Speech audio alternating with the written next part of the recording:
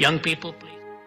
What does a real mirror say to your real face and to me?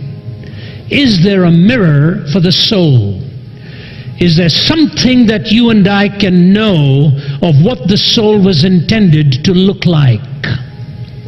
And you know, the older you get, the more you think of such things in a very sober-minded way. And so I asked myself this question years ago. Is it possible to have a close walk with God and be totally fulfilled as a person? Now, the answer is not as obvious as you and I may sometimes think. If you were totally fulfilled and I were totally fulfilled, why do so many get off the main track? Why do they look for stolen waters? Why do they get into things that ultimately destroy them and rob them from what God had intended for them? What disfigurement then comes in? So here's a question. Is it possible to walk closely with God and really be totally fulfilled in your life? That's the kind of person who ultimately will write no reserves, no retreats, and no regrets.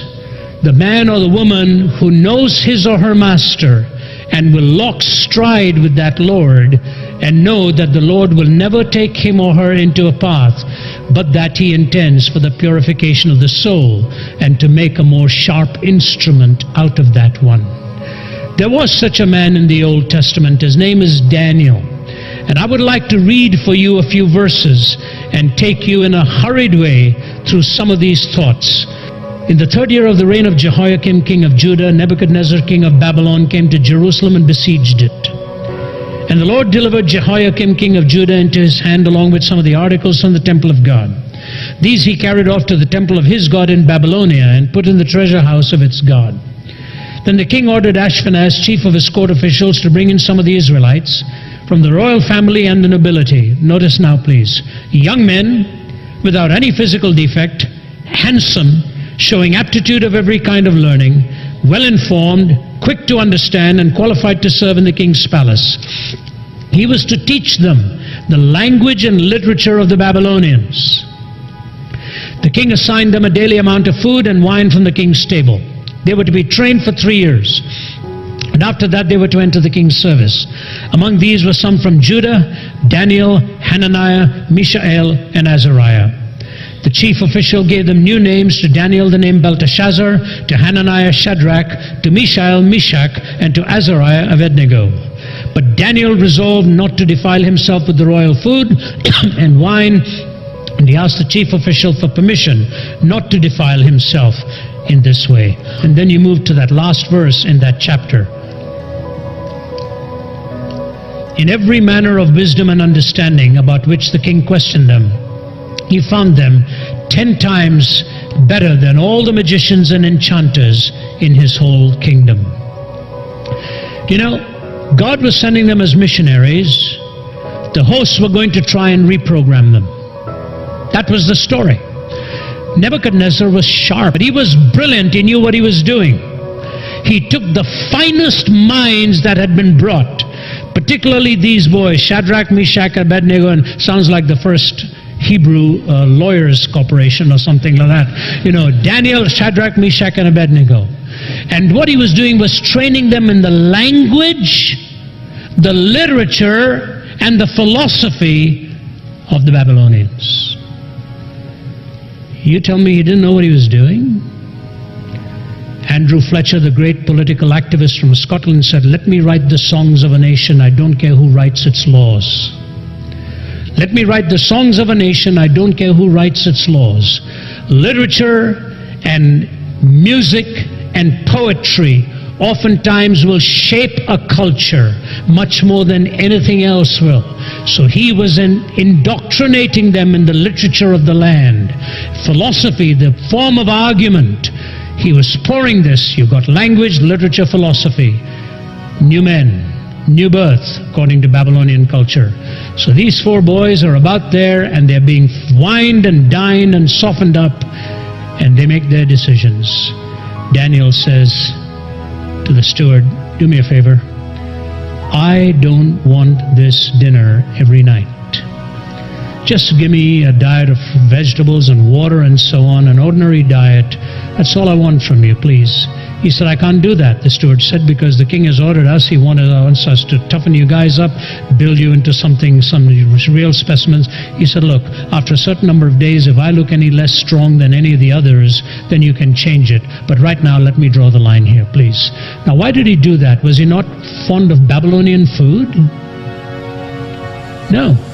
But he knew the more he got accustomed to the comforts of the palace, the more he would get spoiled and find it harder to break away from what it is that they were trying to do for him and what it is he knew that God wanted for him. He drew the line of resistance by training his appetite. He drew the line of resistance by training his appetite. What it means so very clearly was he was actually disciplining his hungers. That's where it all begins. That's really where it all begins. What is shaping the appetite of this culture today? You know what William Blake said about the eyes? This life's dim windows of the soul distorts the heavens from pole to pole and goads you to believe a lie when you see with and not through the eye. You are intended to see through the eye and with the conscience. This culture is changing you into believing that you see things with the eye, devoid of a conscience.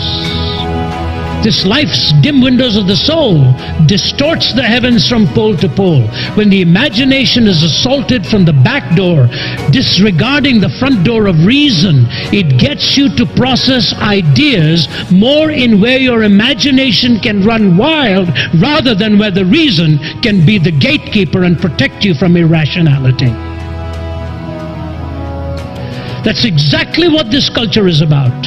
Yes, it may have been a great invention, the day you could sit in your living room and watch a screen. You can see some extraordinary things, from the coronation of members of royal families to spectacular games to tremendous performances, and listen to grand voices and all of that.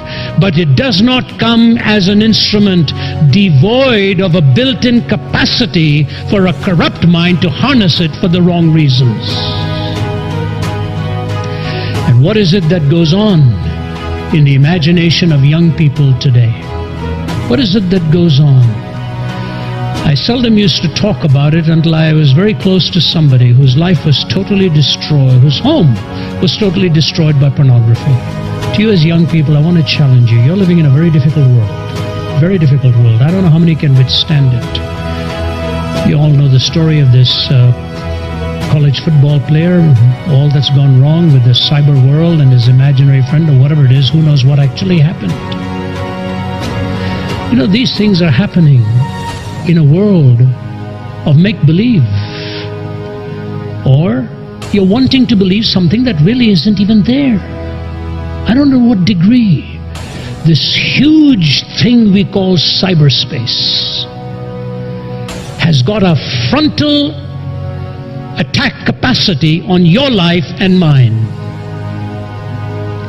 And I just caution you as young people, be careful, beware how this thing makes inroads into your life, because it's payday someday. You can inherit the consequences of a small act a long time later. And if you're really talking about no reserves, if you're willing to give up the things that you would love to hold on to, be cautious about what you see and what you allow your mind to toy with, because it's very easy for it to start toying with you. And the only answer that God has given for us, which is truly corrective, is redemption. The corrective. So draw the line in the places that you know will train your appetite. That'll be one of the greatest decisions you have ever made. He drew the line of resistance by training his appetite. Of lack.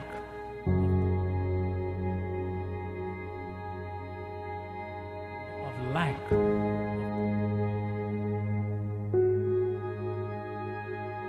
Of lack.